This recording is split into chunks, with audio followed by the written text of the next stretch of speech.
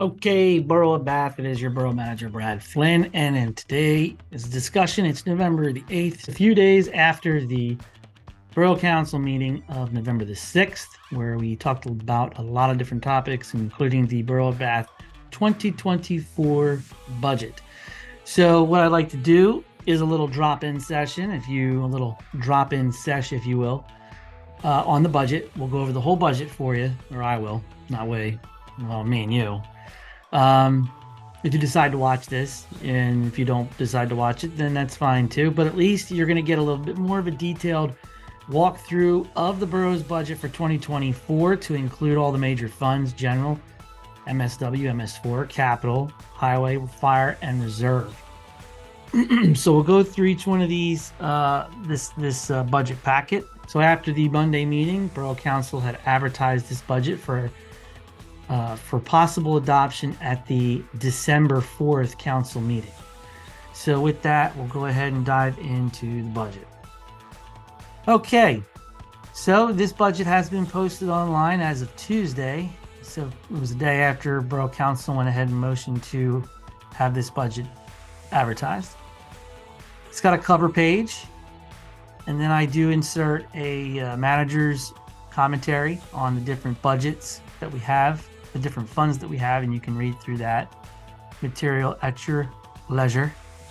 We have the 5-year borough tax millage rates going back 5 years to let everyone know where we've been, both with the general fund, but at fire service or debt service or any other taxable areas. But as you can see, the borough could be taxing for pensions and retirement, lighting, purchases of fire equipment, gas, water, electric, library, shade trees, streets improvements. But we don't do any of that. We just keep things generally in for general purposes. So this budget message goes on further. As you can see, again, just you can read through it. There's little highlights for expenses in each of the funds and the general ledger lines. So we'll just keep going. I'm not going to read through this verbatim. Then we have a budget table of contents. The cover page there, the borough manager's budget message. Then there's a budget summary. Understanding your personal property taxes, which is what these things we'll see next, the budget summary and the understanding of your personal property tax. General fund expense breakdown along with the general fund revenue breakdown chart. Then section 7 is geared towards each of the 7 separate funds, and I may have some commentary within each fund. Then we have the end, section 8, budget resolutions and or an ordinance. So if the budget for 24 was to be adopted without a tax increase, you would do a resolution. And if the budget is to be adopted with a tax increase, you would have to pass an ordinance in order to do that. So this draft that the public is privy to and can read through, and I'll go over here in this video, does have a $500,000 property tax increase. And a $500,000 doesn't mean that we're raising $500,000 worth of funding. It simply means the property tax rate or the millage rate is going up by 0.050. So what does that mean to you? It means that a property tax increase of about $28, $29, just under $30 on the average assessed evaluation of property per year would be implemented in 2024. So let's see how the budget shakes out. As we've said in all the previous budget videos this year, and we've been doing quite a bit of these. This is now the 5th, I want to say. So you'll know that the borough provides the public with all of the funds that is in the possession or care, custody, and control, if you will, of cash. So we've got the general fund, solid waste fund, MS4 fund, highway aid, capital improvement, capital reserve, fire protection, fire department capital, operating reserve for your rainy day fund, tax fund, rec fund, Arcadia development fund, developers escrow checking, developers escrow fund, non-developers, mayor's fund, American Rescue Plan fund. There is no more American Rescue Plan funds, all other miscellaneous funds. Combined total of each of those funds that are being carried by the borough are those amounts there. So a lot of these funds, however, they are independent of one another. Some may have flows to and from, but some of these funds you can't touch. Developers escrow checking cannot be used to pay for the borough's electric bills. So it's a restricted fund. The Arcadia Development Fund is a fund geared towards transportation improvements during the Arcadia development with East Allen Township. That was back in 2008, I believe. So rec fund, for instance, can't be used for anything other than recreational purposes. And we're using some money there for the master park improvement plan that everyone will have by December. So those are the summary of all the money that's held in the Borough of Bath. Understanding your personal property tax rate, section 4. So we just kind of break it down. In Pennsylvania, you've got 3 different areas that you typically pay taxes to. 3 taxing authorities, correct? So you got a local municipality you pay taxes to. Here in the Borough of Bath, it would be 17.45 mils. The school district is the Northampton Area School District of 55.71 mils, and our county tax here is 10.8 mils. So the example used here is if you had a property with an assessed home valuation of $50,000, then you can compute what your millage and your annual tax bill should be. And that's what this is doing with Northampton Area School District, County of Northampton, and then of course the Borough of Bath. So if I had a piece of property in the Borough of Bath and it had $50,000 worth of assessed valuation, I would expect to pay $4,198 in my annual tax bill. And that breakdown is Northampton Area School District is at 66%, 12% goes to Northampton County, 20% goes to the Borough of Bath. We also do an example if you have a home that has an assessed valuation of $100,000 and what your tax liability would be. So just pick your spot on the map, right? 50,000 or near 100,000 or more, and you can kind of figure out the math and how to do your annual assessed valuation and what your tax bill would be.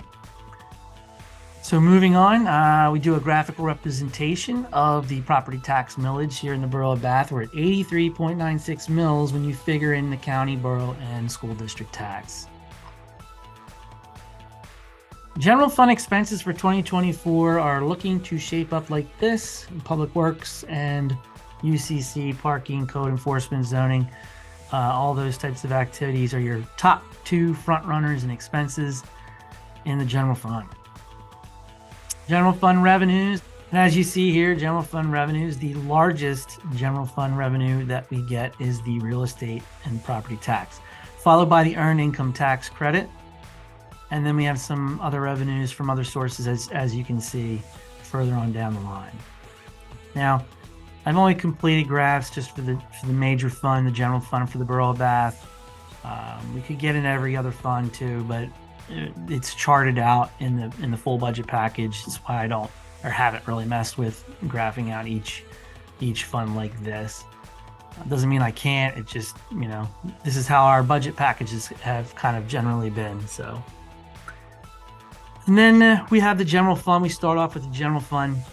Then we have general government services. This is the salary of council and any additional expenses related to their office. So this year we're looking at $19,090.46.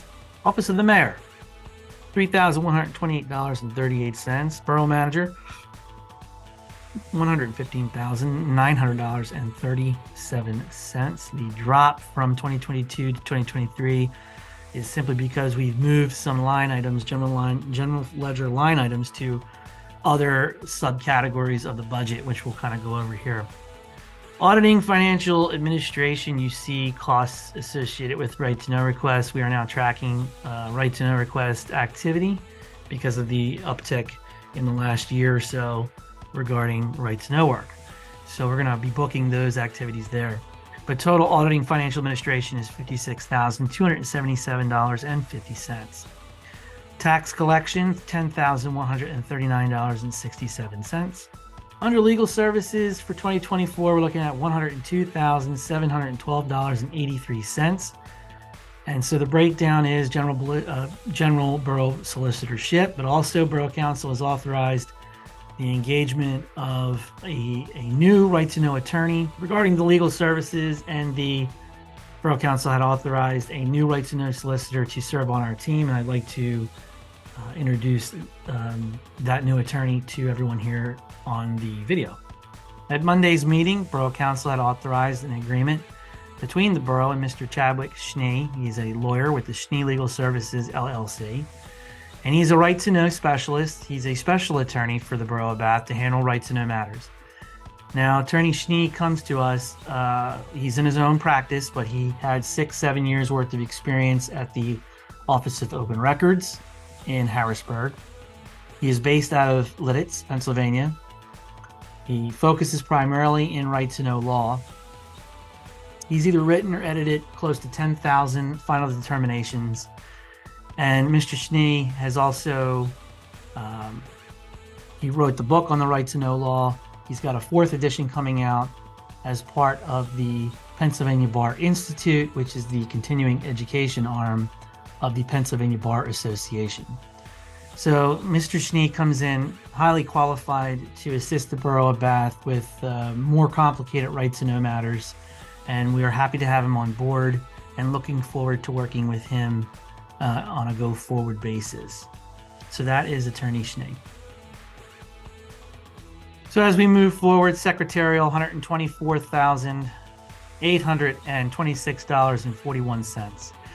The secretarial line, which changed from previous budgets and it was put into this budget for advertising purposes, is looking to install a full-time person with the office secretary in 2024. If the budget holds up through December 4th, that's what the plan is going to be. And we'll have another full-time person up in the front office. Full-time person discussion, the second full-time person discussion for the borough shaped up in that, unfortunately, if anyone is familiar with Tanya Lamparter, she's been our office secretary for 6 years now. She is looking for a more limited role or kind of backing down.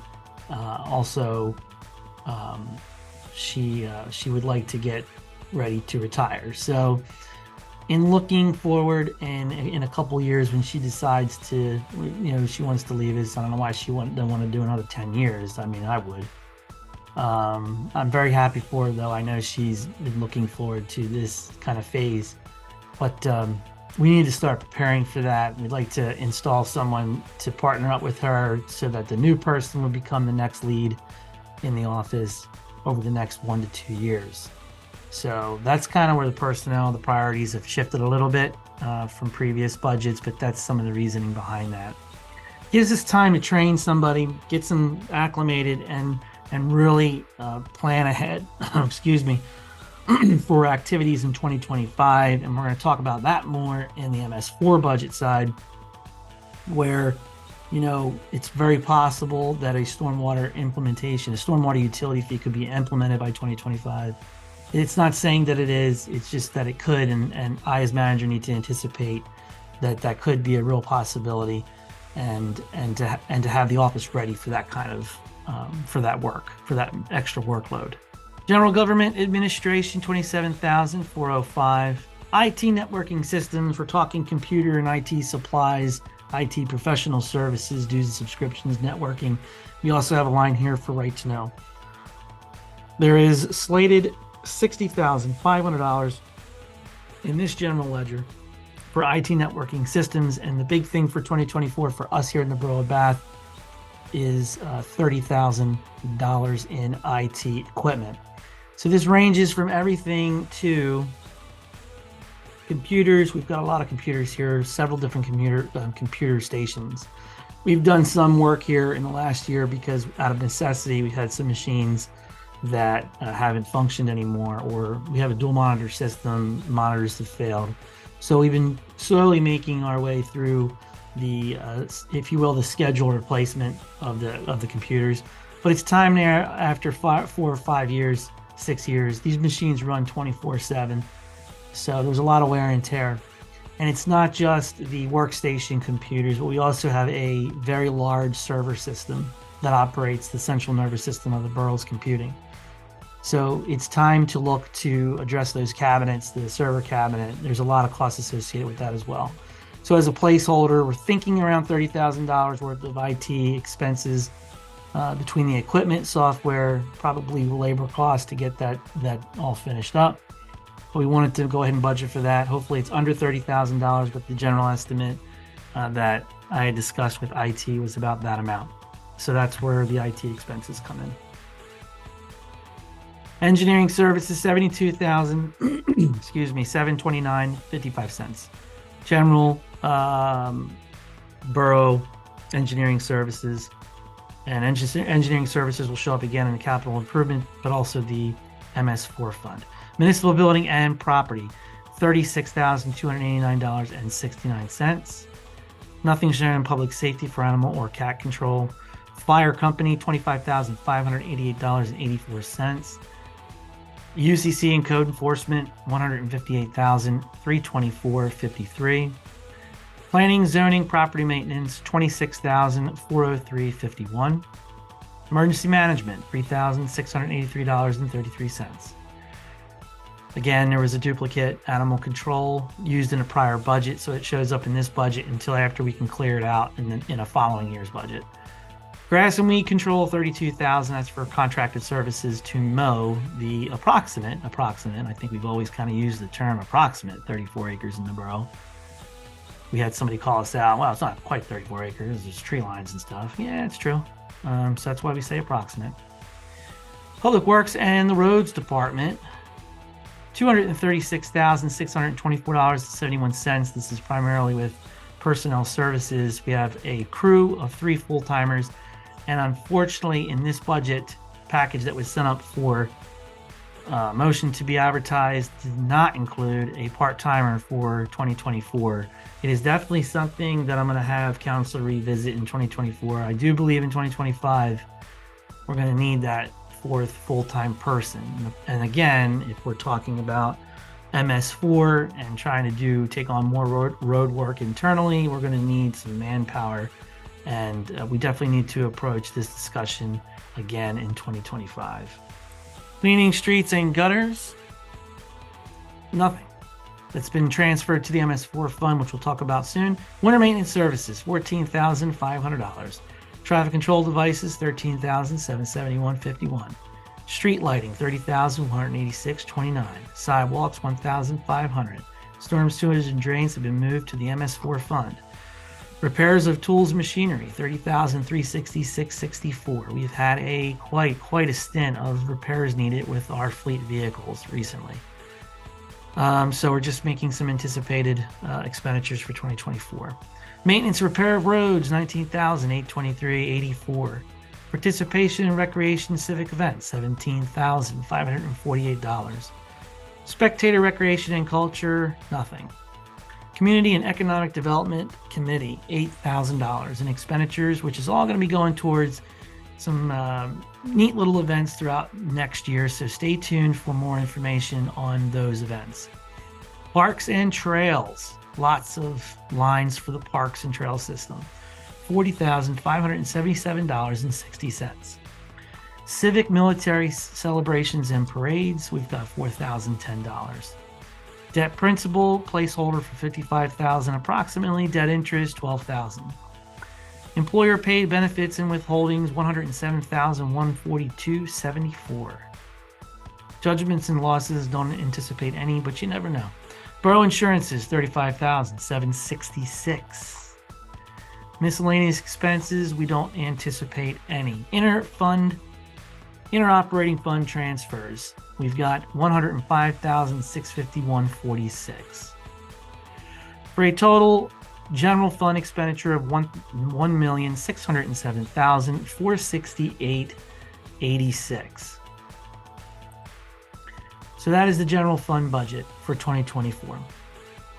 There is a tax increase built into this budget of 0.05 mils. If there's one thing I've always tried to recommend to my borough councils, the councils that I've had over the last 8 years, is that as an administrator, I need to see where we are with the budget numbers, look at spending, But we also have to understand, I think a majority of the folks out there that either watch this or know anything about budgeting, that the costs of doing business has gone up considerably in the last few years, especially in the post-COVID era. So we can't lose sight of that. And we also, we can't get to the point where we're not paying for certain things. You know, the light bill goes up as a result of economic factors and whatever else is happening, right? And for instance, my electric bill, I have a garage with an outside electric panel. It used to be $19 a month for me just to have the meter base there. Now it's $32 just for the meter base, and I'm not running anything additional than I did over a year or 2 years ago. So the cost increase, personnel service costs increase, electrical costs increase, fuel increases. We still have to function. So these things have to be considered, and unfortunately, this is where the upward movement on expenditures goes. It's not that the borough just recklessly spends money. I'm showing you where the money's going. And, you know, budgets are, it's a document that outlines borough council's objectives and priorities and goals. They're not my objectives, priorities, and goals. While I may have some input in these numbers and make recommendations, you know, borough council is telling us where these priorities are and what we need to do, because they're hearing it from the constituency. So, you know, that's how this kind of works out, and that's how the budgets are built in a general sense. Maybe not everywhere, right? But I'm just giving you just some personal gee whiz knowledge from me and in my experience. So as we look at the revenue side, I go into what a mill is worth here in the borough of Bath: $55,650.70. That's based on 55 million of assessed value in the borough. So the breakout is total of 16.95 mils in total general fund property tax millage. There's 15.7 mils for general purpose and 1.25 mils for debt servicing. So obviously, if the tax rate would go up to 17.45 mils in 24, that would be adjusted out and reflect that. And the taxes that we expect to collect at 100% collection rate would be, you know, $943,000. But we don't collect that. So there's a 2% discount that most people capitalize on. And then also we have folks that don't pay their tax bill. So with the collections that we think we're going to bring in to include prior year collections is $940,740.53. Real estate transfer tax, when you sell your property, there's a percentage that comes to the borough, but there's a percentage that goes to the county. We expect that to be $60,956.34. Earned income taxes have been strong for us over the years, $367,599.87 in expected income. Local service tax, $27,007.68. Business licenses and permits, $49,559.50. Non-business license and permits, $215,000. Fines from district court, $21,981.82. Interest earnings, $8,151.14. Rents and royalties, $45,833.37. We have leasing. We have lease money from the Verizon cell tower. We also have some lease money from Bethlehem Township EMS that rent out a bay in our fire company's fire building. $45,833.37. We do not expect any federal capital or operating grants. State shared revenues, $34,184.96. Pilot taxes, we have $865.51. Local government units, nothing. Charges for services, nothing. General government, $1,616.70. These are application fees for things like the subdivision and land development ordinance, you know, plan reviews, things like that. Public safety, $28,695.63. Building and zoning permit fees and distressed property registration fees, things like that. Highways and streets, $6,031.06. Other charges for services, $29.75. Things like the credit card surcharge, things like that. Interoperating fund transfers, we are looking to receive $14,000 from the MSW fund, which helps to offset some of our costs towards secretary lines. Donations from the private sector, we do not expect any. And other miscellaneous revenue, none. Total general fund revenues of $1,607,468.86. So the budget as proposed right now would be balanced. Moving on to the Bath Municipal Solid Waste Fund. Delinquent administration, $1,000. Consultants and professional services, $10,321.75. General government, $14,000. Office administration, $1,500. I'm going to go back one. General government, $14,000. That's the IT, computer, software billing. We're bringing in a special utility billing software. It's going to help us with our sanitation billing and not try to do the billing out of QuickBooks anymore. QuickBooks really isn't designed or built to handle what we're trying to do or what we're trying to make it do. So we're going to use a new utility billing software to help us with that. The new utility billing software is twofold. It's going to help us with our trash bills, but it's also going to help us in the event that Borough Council continues towards the path of a stormwater fee. We'll be able to do utility billing for that at a later date if it should ever happen through this software. The other thing that we like about the utility billing software is that it's going to be integrated with online capability. So you as a resident, the whole objective here is to make life much, much easier for you as a resident. You should be able to pay your bills completely online. And if you're able to pay your bills, one of the concepts here is maybe you can pay it over time so that you're not just kind of bogged down at one point in time in the year. We've also talked about possibly quarterly payments. So I'm trying in my head to figure out different ways to help everybody in town with some of these bills and being able to pay them over time rather than in big lump sums. I don't know if I'll be able to get everything done. It's just things that we're trying to do here between myself, the office secretary, staff, the bookkeeper, and ultimately, council will have to be involved, before we make any kind of real big changes. But again, we're putting this kind of money out because we want to make this more convenient and not only for the borough to get its money, to pay the bills, but to make life easier for you as a resident. So that's just some commentary on the $14,000 for the billing software out of MSW.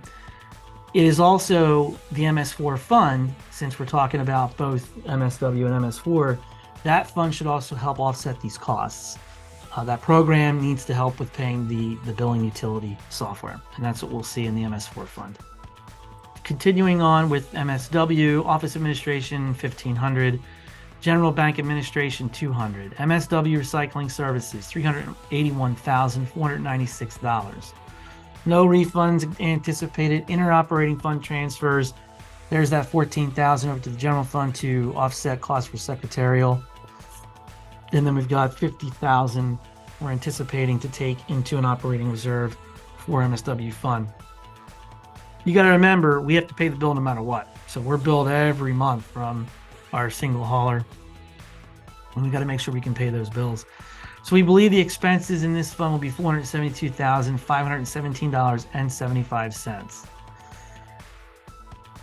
And then we have our fund balance going from 23 into 24, and we have our interest on the checking for $2,000, charges for services $600, sanitation fees $351,640, interoperating fund transfers $7,000.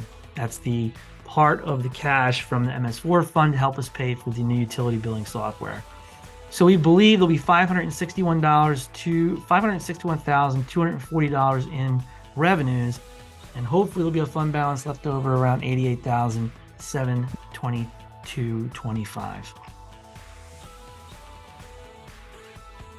MS4 fund. So this would be the newest fund created by the borough. At Monday's meeting, November the 6th, council has authorized me to take the $75,000 from our tax account and to create this MS4 fund, which is the beginnings, the very, very early stages of a storm water management system or a storm water management program. So we're going to pull the money aside and have it ready to go in a couple different areas. First being, council also authorized at Monday's meeting to engage in legal services with the Salzman-Hughes PC. Salzman-Hughes, it helps to create stormwater authorities. So through the first 2 quarters or so of 2024, Borough Council is going to be getting a lot of information from Salzman-Hughes on the establishment of a stormwater authority, all the details of a storm water utility fee program. They're going to combine all this information, draft everything that would be needed for council to execute that kind of a program, and then it's up to council at that point whether they want to proceed with actually doing it and having heard all the information. So council's got a lot to look at, and there's still a lot of room to discuss, everything. And there is, I do want to, before I get into the budget, the MS4 budget, or maybe we'll do the MS4 budget, and then I want to get into just a difference between trying to cover MS4 costs through taxes rather than a stormwater utility fee. It's going to be extremely high level, just overview of that, and all of it is subject to change. I just want to give everyone a general idea as to why you would want to do one method over another. But let's go over the budget first for MS4. $25,000 in legal, $35,000 in engineering costs. Why? It's $25,000 or so we're anticipating for legal costs to set up stormwater authority and a stormwater fee program, at least to do all the research behind implementing a program like that. Doesn't mean that we're going to do it.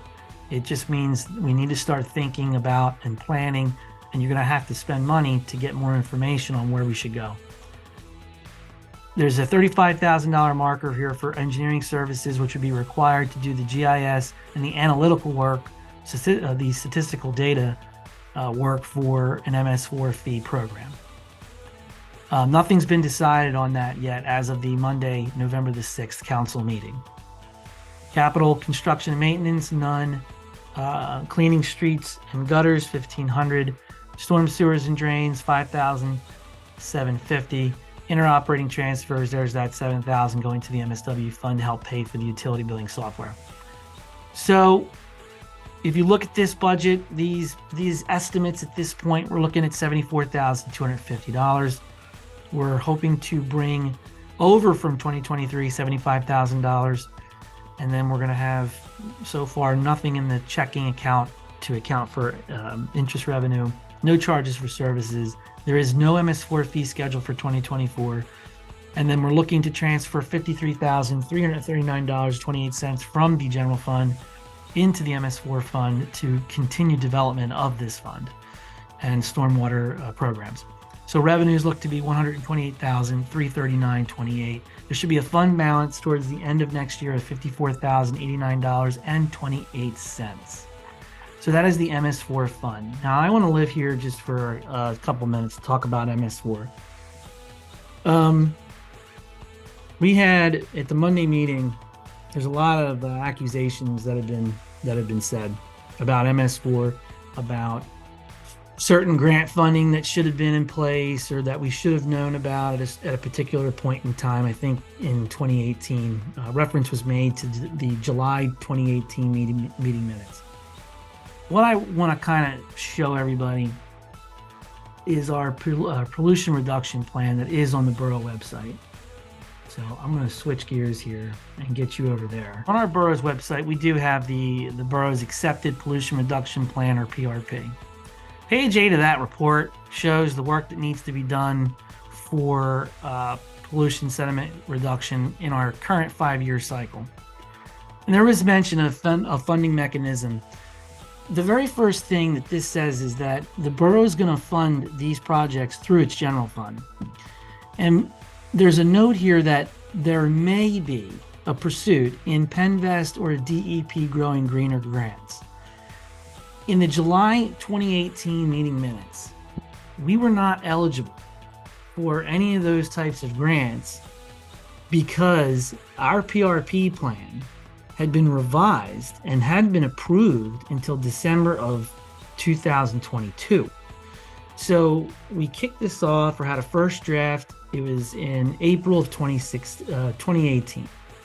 We had a revision in February of 21. We had another revision in July of 22. Bath didn't even have an effective and an adopted PRP until December of 22.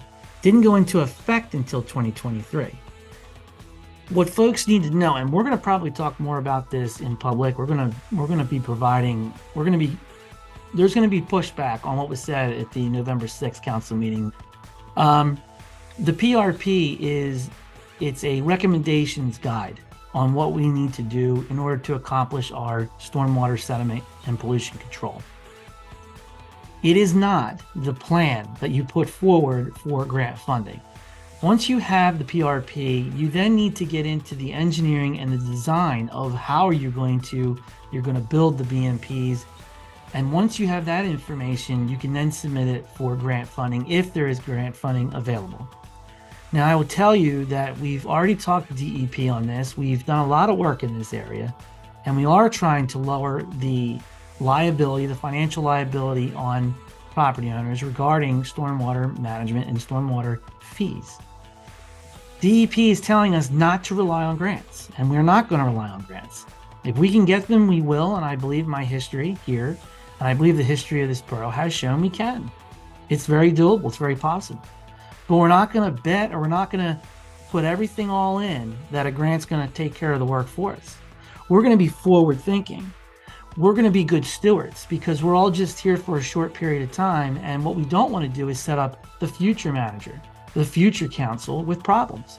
We want to be able to take care of these issues here and now and know that there's financial funding and there's security going into the future to maintain this program, which is immense. And it's going to take a lot of work and a lot of time. And we all got to do our part. And it's just part of it. It's just what we have to do as part of our EPA and state regulated mandates. So what I had said in 2018 was correct, plain and simple. And we're going to talk more about that at a future date. A lot of misinformation, bad information was put out there at a public meeting on November 6th. We're going to correct that. But I did want to show the information about the PRP and when it actually got adopted here in the Borough of Bath, because that's important to know. The other thing I want to do is talk about, the other thing I want to talk about too is the difference really between a stormwater fee built in as a tax opposed to a stormwater utility fee. Again, this is all I have to disclaim this as if and when council decides to do this. It doesn't mean we are. It does mean I want you all to know that it's out there, that there's no other misinformation on it, and that you are all kept abreast of what it is that could be happening here in the borough.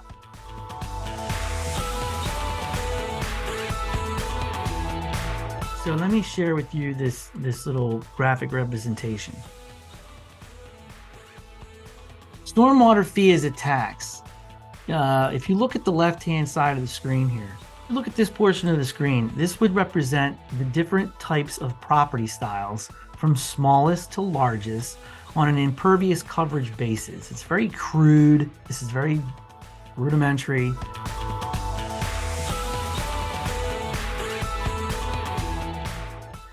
But if you were to take a property tax and say, well, just charge me $100 a year for storm sewer and take it out of the tax revenue. This means that if you have a small property that produces a very small amount of stormwater, you're paying $100. And then this carries through the different property sizes. If you're discharging stormwater at a much larger rate, doesn't matter. You're all going to pay $100. $100 across the board. So the small guy pays $100, but the largest contributor, stormwater, they only would pay $100 as well. So maybe if you have a bunch of properties, that might make sense to you have it wrapped in as a tax. But generally, this isn't fair. This isn't very equitable, is it? I mean, if you're the small guy, why do you got to pay 100, but the large guy, he also gets to pay 100? The other problem we have is that even legal under our current system and our current code? Can't use taxes to charge a fee. It's just improper, right? The other issue that we have to consider is the borough has a number of tax exempt properties. That means all these properties that are tax exempt, they're contributing to the stormwater surge, but they don't have to pay anything for it. How's that fair when you look at the system of stormwater fee wrapped in as a tax?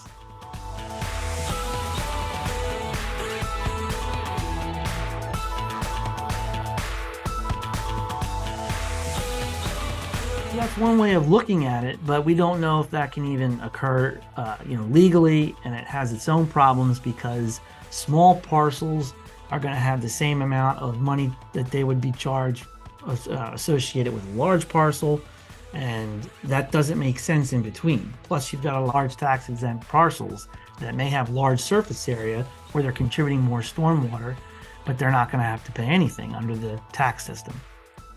Now, if we look at stormwater as a utility fee, what happens here, this is again, just for the sake of argument and using some generalized numbers. This is not saying this is what it would be in the borough. I'm just doing this for illustrative purposes. But if you were a smaller property, if you see here in the very beginning, if you're a very small property contributing a very small amount of stormwater into the system, you could maybe only pay $25 a year. And then so on and so forth, the larger the property is. And again, there's a lot that needs to be worked out on a stormwater fee based on impervious coverage from small to largest. It still has to make sense. There's other particulars that this little graphic doesn't work out, but it's generally showing you, yeah, if you're putting more stormwater into our system, well then yeah, you need to be paying more than the small guy. That's just being fair about this. So that's, these are the things that we want to look at and study going into 2024.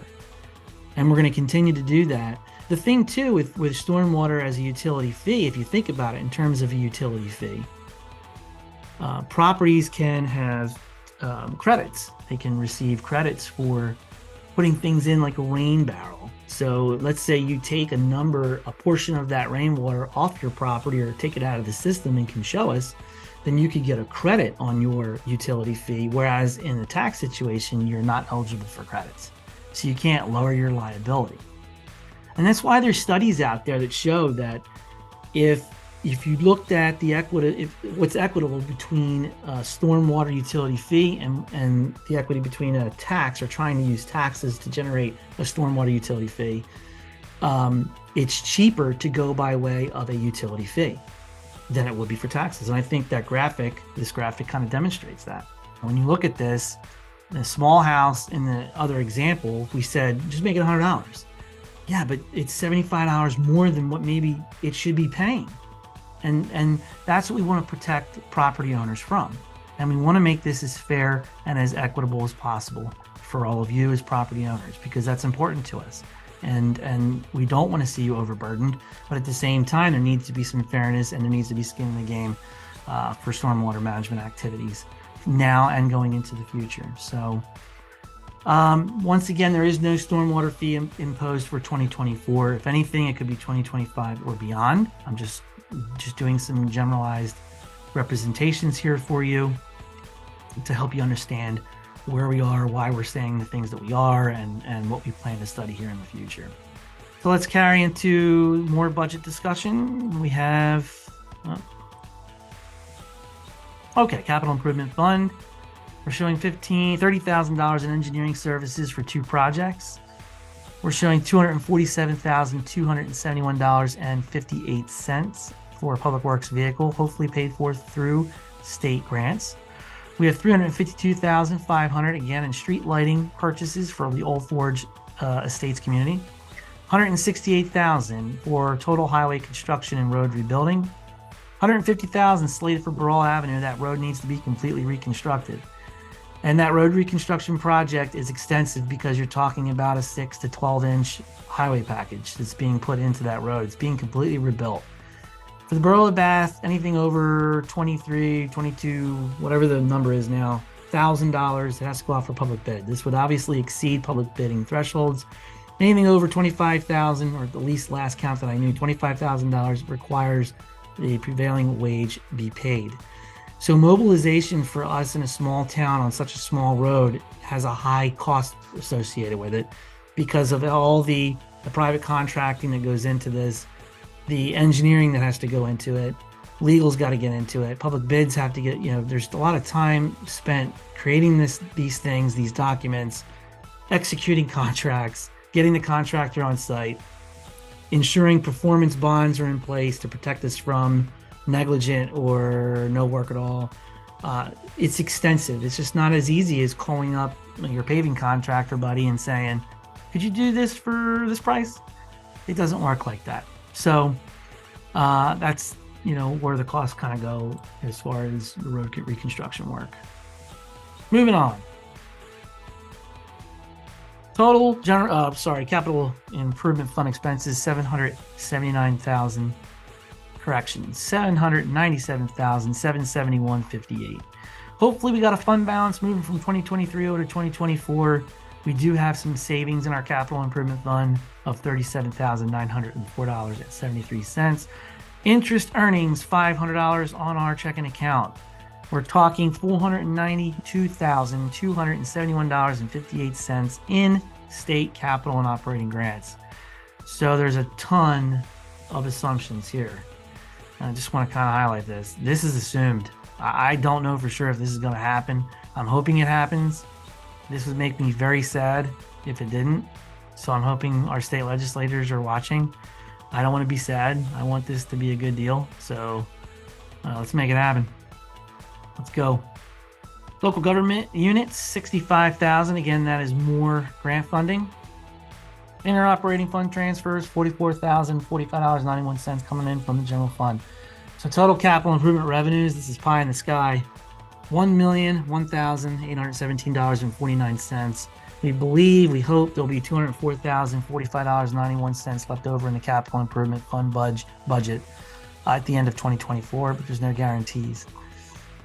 Highway aid, $37,090.74 is being allocated for the purchase of a public works dump truck. Hopefully all the grant money will take care of the purchase of that truck and we won't have to spend any money out of the highway aid fund.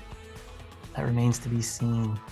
No other lines for that expense. On our revenue side, $250, $83,366.82 from the fund balance, $69,321.07 in state receipts. So total revenue is $152,937.89, and we hope to have a fund balance of $115,847.15.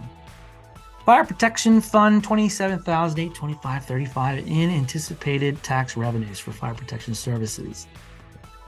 And we've got $27,6397, we believe, going from 23 into 24. Current year tax collection, $26,434.08. We believe there'll be $350 in interest earnings on our cash. We are going to have to transfer $1,391.21 from the general fund over to the fire protection fund in order to make it whole. $30,939.32 in revenues. Hopefully a fund balance there in this account, $3,113.97. Operating reserve is the rainy day fund. No expenditures anticipated in 2024.